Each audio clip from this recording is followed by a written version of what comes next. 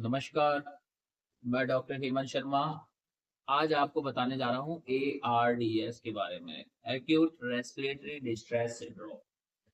ये एक खतरनाक कंडीशन है, पर इससे डरने की ज़रूरत नहीं है। इस वीडियो के माध्यम से मैं आपको इसका क्योर बताऊँगा, ट्रीटमेंट और क्योर।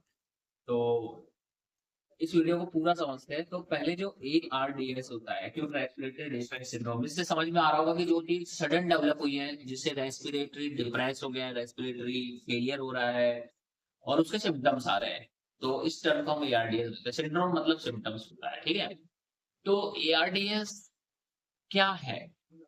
न्यूमोनिया क्या है? ARDS क्या है? हाइपर सेंसिटिविटी न्यूमोनाइटिस क्या है? ये सब चीज़ें हमें क्लियर होनी चाहिए, है ना? इसको हम कैसे पहचानेंगे, कैसे डिफरेंशिएट करेंगे, क्या होता है, क्या नहीं होता? तो वो मैं इस वीडियो के माध्यम से आपको बताऊँगा। साइन्स, सिम्पटम्स कैसे पहचानें और कैसे इलाज करें, वो भी बताएँगे। आउटकम क्या होगा फ्यूचर में। तो जो ARDS है, इसके अंदर मेनली क्या होता है, जो आपके लंग के छोटे-छोटे एल्वेलाई होते हैं ना, पेड़ के जैसे जैसे जड़ें होती हैं, छोटी-छोटी जैसे सैक होते हैं, छोटे-छोटे बलून जैसे। उनका काम क्या होता है कि जैसे हम साँस ले रहे हैं, अंदर एल्वेलाई में गया, अब हम बाहर छोड़ रहे हैं, तो वो ऑक्सीजन एब्ज़ॉर्ब करके आपके ब्लड में वो ऑक्सीजन दे रहा है, आपकी बॉडी को सप्लाई कर रहा है। वो एयर फिल्ड कैविटी होती है। अब इसमें क्या होता है, जब ARDS होता है, कोई भी इन्फ्लेमेटरी रिएक्शन हो रहा है बॉडी में, तो उसमें क्या होता है, फ्लूइड एक्यूमुलेट होता है, पानी भरने लगता है। वो कोई भी फ्लूइड हो सकता है। तो वो फ्लूइड से हम ऑक्सीजन तो प्रॉपर ले रहे हैं अंदर, पर वो जो एल्वेओलाई में जो फ्लूइड है, वो ऑक्सीजन को एब्ज़ॉर्ब नहीं होने दे रहा है। तो परफ्यूजन नहीं हो पा रहा है उसका, है ना? परफ्यूजन नहीं हो पा रहा, ऑक्सीजन इनहेलेशन अंदर बॉडी में तो जा रहा है, पर वो बॉडी एब्ज़ॉर्ब नहीं कर पा रही क्योंकि एल्वेओलाई सैक के अंदर फ्लूइड है। तो ये हो गया, आपको समझ में आया। अब जो ये फ्लूइड है, इडेमेटस, वहाँ इन्फ्लेमेशन हो गया, फ्लूइड सैक बन गया, तो ऑक्सीजन एब्ज़ॉर्ब नहीं हो पा रहा। तो इसका कारण क्या है? इसका जो मोस्ट कॉमन कॉज़ होता है ना ARDS का, वो होता है सेप्सिस। सेप्सिस मतलब एक सीवियर इन्फेक्शन, एक सीवियर लाइफ थ्रेटनिंग कंडीशन जिसमें पेशेंट को जान का खतरा, सेप्सिस। ठीक है? तो ये कॉज़ होता है। उसके अलावा और भी बहुत सारे कॉज़ हैं, जैसे कि पेशेंट को कोरोना वायरस आया था, वायरल, फंगल, ठीक है? बैक्टीरियल कॉजेज़, पैरासाइट कॉजेज़, ये सारे कॉजेज़ हो सकते हैं। उसके अलावा और क्या कारण हो सकता है ARDS का? ARDS से जैसे निमोनिया भी एक कॉज़ हो सकता है, निमोनिया की वजह से ARDS हो गया हो पेशेंट को।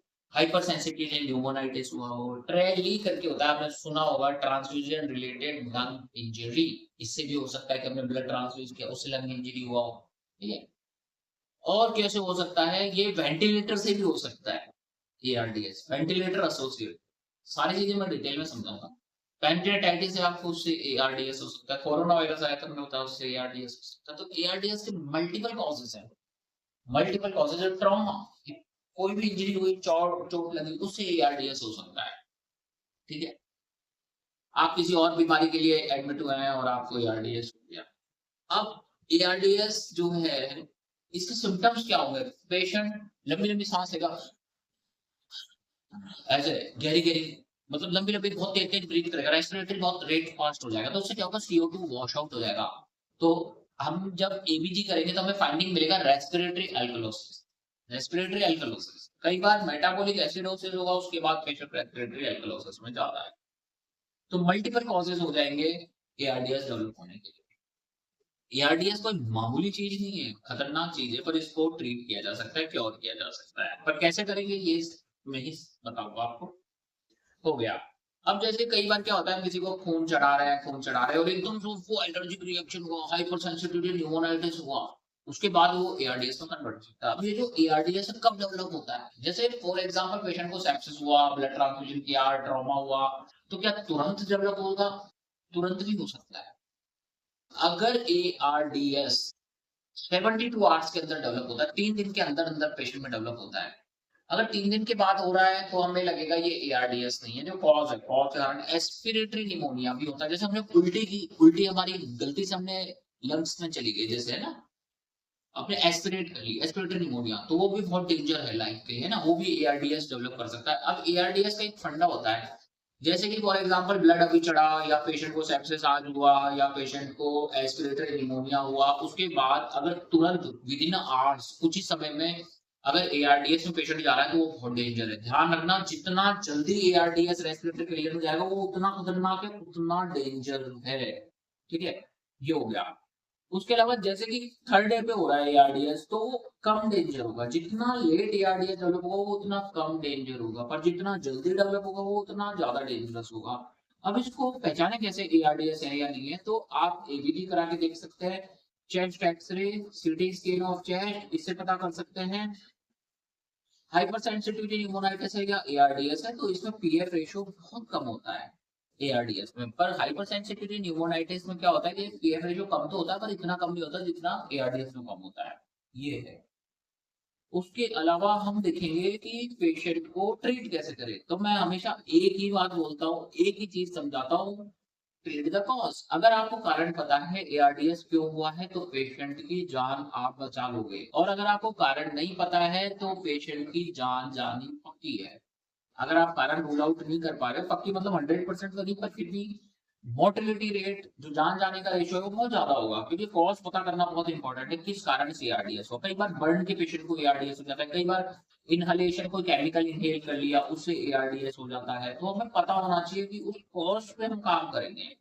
कई बार अगर वेंटिलेटर एसोसिएटेड एआरडीएस डेवलप हुआ है तो मान लीजिए बहुत खतरनाक है, क्योंकि इसका जो मेन ट्रीटमेंट है वो वेंटिलेटर, और वेंटिलेटर से ही एआरडीएस हो रहा है, तो बचने के चांसेस काफी कम हो जाएंगे, उसको भगवान ही बता सकता है। पर घबराने की जरूरत नहीं है, मैं बताता हूँ कैसे इलाज होगा, यहाँ हम पूरा समझेंगे।